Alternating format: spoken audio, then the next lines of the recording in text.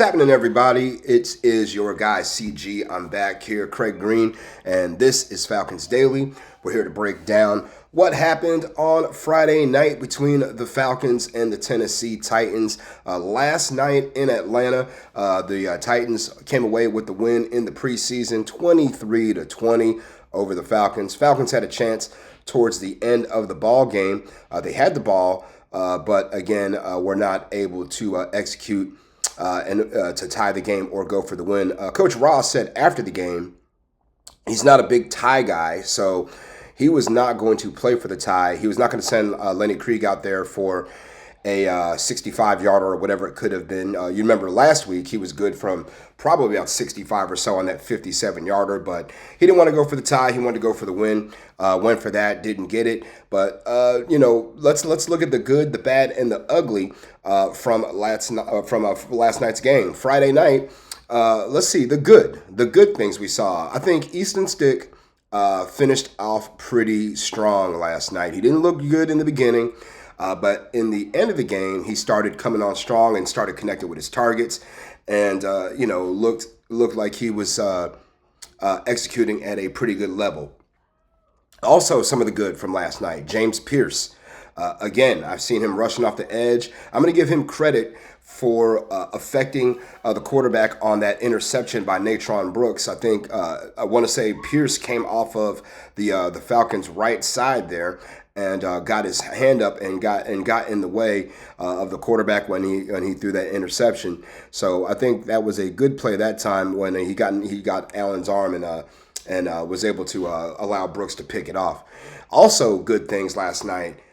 Tegan Quitoriano forced the fumble, recovered it on special teams. That was the Falcons' second turnover takeaway of the game.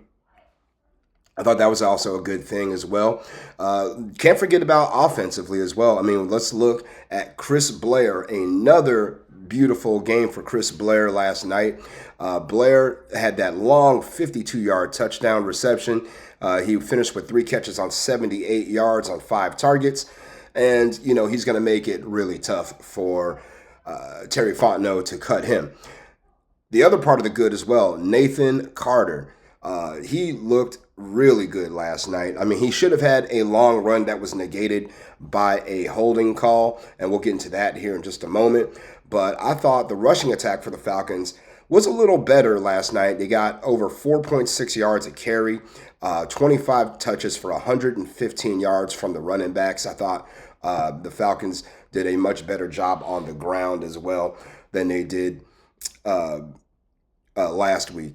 And then, again, the pass rush still got some work to be done there, but I would say they got 3 QB hits, did not get any sacks they had 1 sack. So the pass rush is still kind of coming around, but there's been some flashes. The bad last night. The bad, first thing I'll just start off with that I can remember off the top of my head, Jack Nelson, a couple of bad penalties. I believe he had a false start and a holding last night, or it might have been 2 holding penalties. I do remember he got called for penalties twice. And not a good thing for Jack Nelson if you're trying to make the team. That also, the pick 6 by Easton Stick, bad, pretty bad. Just a bad throw and better execution by the Titans right there. Ugly things, not really sure exactly what we could refrain to as ugly last night. Maybe that we can always go back to the interception. That was an ugly pick right there. But again, the Falcons did a pretty good job last night, also executing, and they played pretty close to what they normally do. And we'll see how it triggers for them going forward. Actually, if we had to talk about a little bit of ugly, I mean, we'd have to say first, Cam Ward, when it comes to the Titans, 2 of 7. I mean, I know he completed his first 2 passes. After that, 0 of 5. Pretty ugly. Also, one thing that wasn't very good for the Falcons, it was also bad and ugly combined. Emory Jones getting hurt. That was not a good look in the fourth quarter. Emory came in, I think about maybe right at the beginning of the fourth quarter or about 12 minutes left or so in the game, and was scrambling for a first down, took a hard hit, and did not return to the ball game. Easton Stick had to come back in and finish things out. So again, hopefully Emory will be all right. Didn't get word on that after the game from Raheem, but again, we'll keep our eyes on that as well. Next topic up, y'all. Speaking of Easton Stick, again, a pretty solid game last night for him. He had a little bit of a comeback from a slow start, but Easton finished last night's game 19 of 32, 173 yards, a touchdown, and a pick. Quarterback rating of 71.5. He did take 2 sacks last night. None of them really were his fault. But again, the worst mark on him last night was the pick 6, but he seemed pretty poised, and he did a pretty good job again last night. Have you seen enough from him for us to trade Kirk away? How do you feel about Easton Stick? I don't know about that. I still think that Kirk Cousins is the best option for the Falcons as a QB2. Easton is playing well right now in these first 2 preseason games, and I'm sure he's going to get as many reps as he needs. He may even start the entire game against the Cowboys next week. But, I still feel much more confident, much more comfortable with Kirk Cousins as the QB2 and having Easton as an emergency quarterback that you dress on game day. Emory Jones, I don't know if he would be converted to the practice squad or just let go and able to pursue another team. But I really feel like Easton Stick has done a nice job here so far. Kirk has also played well in terms of his practice reps and things like that. He's getting rave reviews. Working with the second team, getting guys like Sills ready, DJ Shark and others, Casey Washington. But right now for me, for my money, if Penix can't go, I want Kirk Cousins out there. No offense to Easton Stick. He's doing a good job, but I need that veteran presence out there on the field. Somebody who's been there, done that at a high level, and Stick is still a young guy, still trying to work his way through the league. One thing I saw last night as well that was part of the good of last night's game, explosion plays, big chunk yards. And I know typically we look at 20 or more yards for an explosion play, but tonight, or for today, that is, I'm going to look at plays of 15 yards or more, okay? And in the first 2 games, the Falcons have had 6 plays of 15 or more yards. That includes the touchdown run by the touchdown run that we saw in the second quarter, third quarter by Nathan Carter, and also the long touchdown pass to Chris Blair. But last night 3 explosion plays or 3 chunk yard plays for the Falcons. They had 3 in the first game as well. Can this carry over to Week 1? Is this a harbinger of things to come from Zach Robinson's offense? Are these things that Zach and the team wanted to work on was explosion and getting bigger chunk plays? I hope it can translate over because the Falcons need to do that as much as possible. I mean, that we've already got, it's important for the defense to stop those chunk plays because touchbacks, offenses are going to start at the 35-yard line. I'm sorry, I just can't fathom that. What 5 years from now, probably be the 50. But anyway, it's going to come down to all the little things at the beginning if we want these chunk plays to work. It comes down to getting out of the huddle in the amount of time, getting lined up correctly, obviously, pre-snap reads. And then if you are those wide receivers, if it's a pass play, if you're a wide receiver, you have to win your matchup, get the separation, create the separation. If it's a run play, you are an offensive lineman. You've got to get the hell off the ball and go out there and push somebody forward and create those holes for our running backs to run through.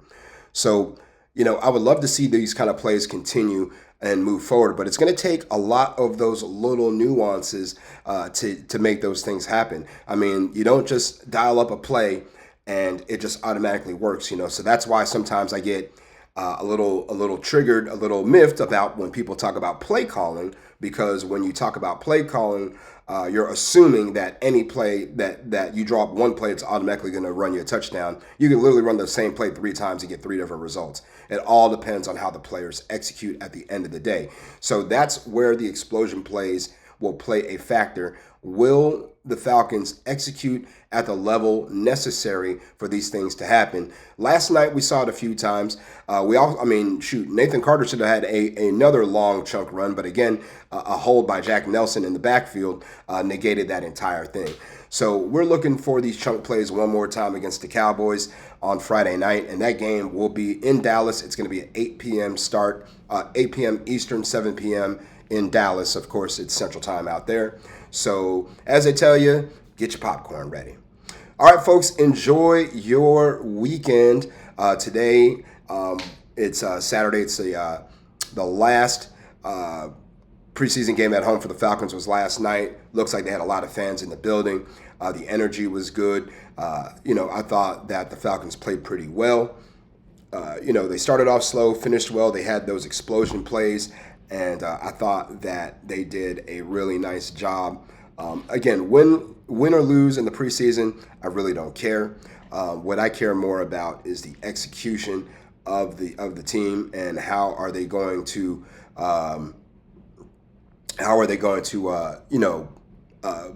analyze what they're doing in that moment and then after the moment. So again, looking at the chat from yesterday, I don't see any comments about score prediction. So nobody wins. Appreciate everybody chiming in. Samuel Davis, 1524. Jeff Holden, 1225. James Jaffaris as well. On My Soul ATL and Mactown Dirty. I appreciate all you guys checking in. So we're going to call myself the winner of the score prediction contest. Nobody wins. All good. But anyway, y'all, we will see you guys here in a day or so. Please give me a follow on social media if you'd like to. I'm at Craig G Sports, CRAIG, the letter G in the word sports. Also, give FanArch Co. a follow in the top left corner up there at FANARCHCO. And hello, Harper Green. Here you are. And here's Harper once again on the weekend. And again, give FanArch Co. a follow. Give Craig G Sports a follow. And also, if you have not hit like or subscribe on this particular channel, please do so. And hit that notifications button so that way you don't miss any of the new content. All right, Harper, go ahead and break it down for him. Sarna and buenas noches. Peace out.